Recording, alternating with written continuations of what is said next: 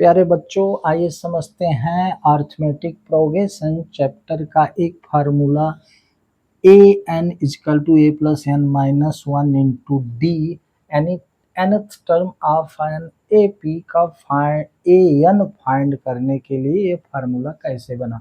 आप जानते हैं जनरल फॉर्म में ए पी के टर्म को हम ऐसा लिखते हैं A plus D A plus two D A plus three D, यानी कि ए को हम ए1 भी कहते हैं, ए प्लस डी को ए2, ए प्लस टू डी को ए3 और ए प्लस थ्री डी को ए4 डॉट डॉट इसी तरह ए पी बढ़ती है। इस ए टर्म को फर्स्ट टर्म को हम ऐसा लिख सकते हैं ए1 इजकल टू ए प्लस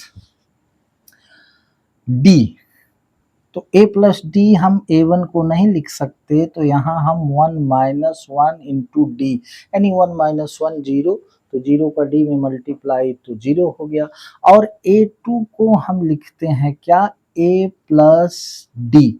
तो a प्लस डी को हम ऐसा भी लिख सकते हैं क्या, हम लिख सकते हैं a plus two minus one into D, two में वन चला जाएगा तो वन होगा, तो ये डी आ गया। उसी तरह से a3 को हम लिख सकते हैं a प्लस टू डी, यानी कि a plus three minus one D. और उसी प्रकार से हम a4 को लिख सकते हैं क्या, a प्लस थ्री डी, यानी कि a plus four minus one D. अब आप देखें ये सीरियल से नंबर है 1 2 3 4, और यहाँ भी 1 2 3 4, ये सीरियल से नंबर है। तो इस सीरियल नंबर को हम क्या कह सकते हैं, A1 A2 A3 A4 यानी AN।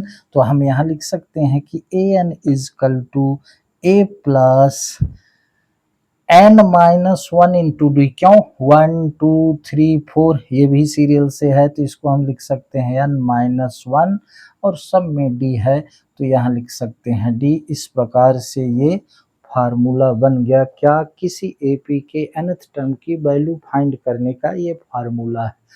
तो आज बस इतना ही।